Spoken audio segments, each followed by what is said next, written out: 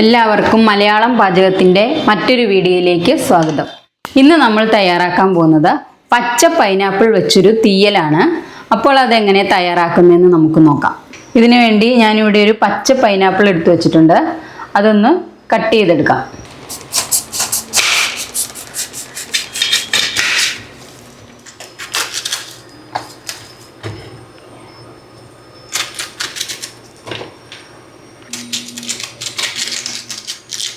നമ്മൾ ഈ പൈനാപ്പിൾ തൊണ്ടെല്ലാം കളഞ്ഞ് കഴുകി വൃത്തിയാക്കി എടുത്തു വെച്ചിട്ടുണ്ട്. ഇനി നമുക്കിത് ചെറുതായിട്ട് അരിഞ്ഞെടുക്കാം. കനം കുറഞ്ഞ് ചെറിയ പീസായിട്ട് അരിഞ്ഞെടുക്കണം.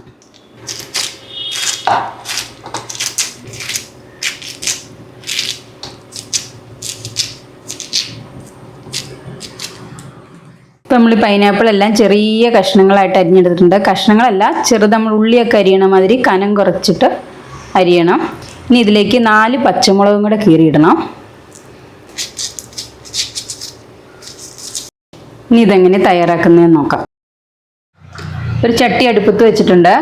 അത് നന്നായിട്ട് ചൂടായിട്ടുണ്ട്. അതിലേക്ക് 2 ടേബിൾ സ്പൂൺ വെളിച്ചെണ്ണ ഒഴിച്ചു കൊടുക്കാം.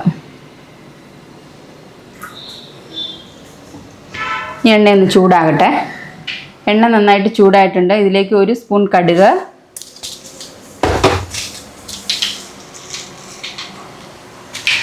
കുറച്ച് കറിവേപ്പില, ഒരു 3 ഉണക്കമുളക് മുറിച്ചത്, ഇതെല്ലാം കൂടെ നന്നായിട്ട് മൂപ്പിക്കണം. ഇനി ഇതിലേക്ക് നമ്മൾ അരിഞ്ഞു വെച്ചിരിക്കുന്ന പൈനാപ്പിൾ ഇട്ട് കൊടുക്കാം.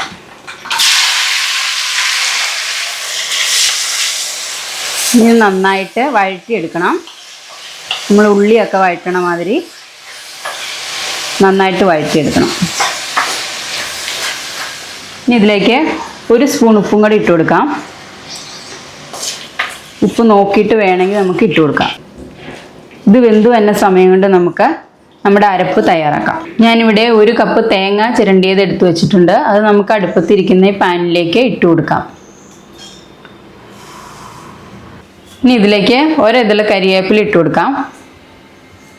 1 ടേബിൾ സ്പൂൺ വെളിച്ചെണ്ണയും കൂടി ഒഴിച്ചു കൊടുക്കാം.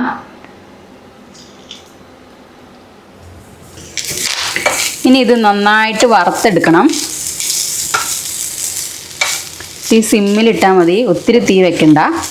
കുറച്ച് വെച്ചിട്ട് സമയമെടുത്ത് നമുക്ക് നന്നായിട്ട് വറുത്തെടുക്കാം.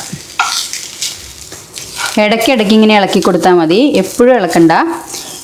അടിയിലെ തേങ്ങ മൂക്കണ അനുസരിച്ച് നമുക്ക് ഇടയ്ക്കിടയ്ക്ക് ഇളക്കി കൊടുത്താൽ മതി. ഇപ്പോൾ തേങ്ങ നന്നായിട്ട് മൂത്ത് വന്നിട്ടുണ്ട്. ഇനി നമുക്കിതിലേക്ക് 1 ടേബിൾ സ്പൂൺ മല്ലിപ്പൊടി ഇട്ട് കൊടുക്കാം. ഇനി മല്ലിപ്പൊടി നന്നായിട്ട് മൂത്ത് തന്നെ ഇറക്കിക്കൊണ്ടിരിക്കണം. നമുക്ക് വേണമെങ്കിൽ തീ ഓഫ് ചെയ്യാം. ഇനി ഇതിലേക്ക് 1 ടേബിൾ സ്പൂൺ മുളക് പൊടി,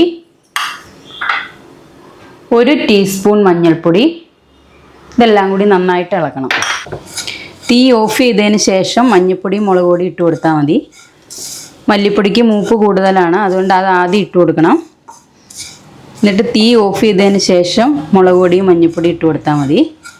എന്നിട്ട് ഇത് കുറച്ച് നേരം ഇങ്ങനെ ഇളക്കിക്കൊണ്ടിരിക്കണം, കരിഞ്ഞു പോകാതിരിക്കാൻ വേണ്ടിയാണ്.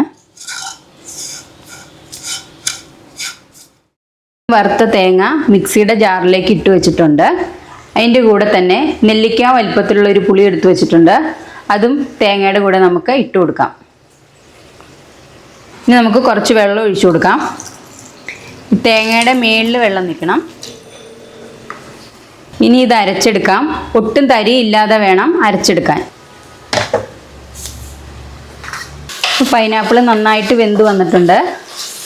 ഇനി നമുക്കിതിലേക്ക് നമ്മൾ അരച്ചു വെച്ചിരിക്കുന്ന അരപ്പൊഴിച്ചു കൊടുക്കാം.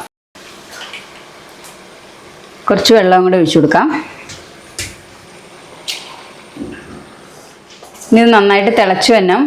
പുളി നമ്മൾ അരച്ച് ചേർക്കുമായിരുന്നില്ല, അപ്പോൾ അത് നന്നായിട്ട് തിളച്ചാലാണ് പുളി ഇതിലേക്ക് പിടിക്കുകയുള്ളൂ.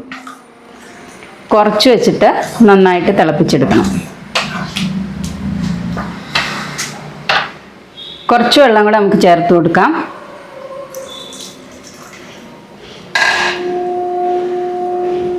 കുറച്ചുകൂടെ ഒന്ന് ലൂസാക്കാൻ വേണ്ടിയിട്ടാണ്.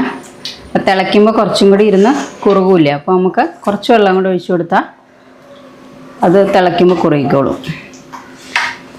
കുറച്ച് ഉപ്പും കൂടി ഇട്ട് കൊടുക്കാം. കുറച്ച് ഉപ്പ് കുറവുണ്ട്, കുറച്ച് ഉപ്പും കൂടി ഇടാം. ഇനി ഇതൊന്ന് തിളക്കട്ടെ. ഇപ്പം നമ്മുടെ തീയലിൻ്റെ വെള്ളമൊക്കെ പറ്റി നന്നായിട്ട് എണ്ണയൊക്കെ തെളിഞ്ഞ് വന്നിട്ടുണ്ട്. ഇനി നമുക്ക് തീ ഓഫ് ചെയ്യാം. ഇപ്പം നമ്മുടെ പൈനാപ്പിൾ തീയൽ റെഡി ആയിട്ടുണ്ട്. എല്ലാവരും ട്രൈ ചെയ്ത് നോക്കണം, അഭിപ്രായം പറയണം. അപ്പോൾ നമുക്കിനി മറ്റൊരു വീഡിയോയിൽ കാണാം. ബൈ.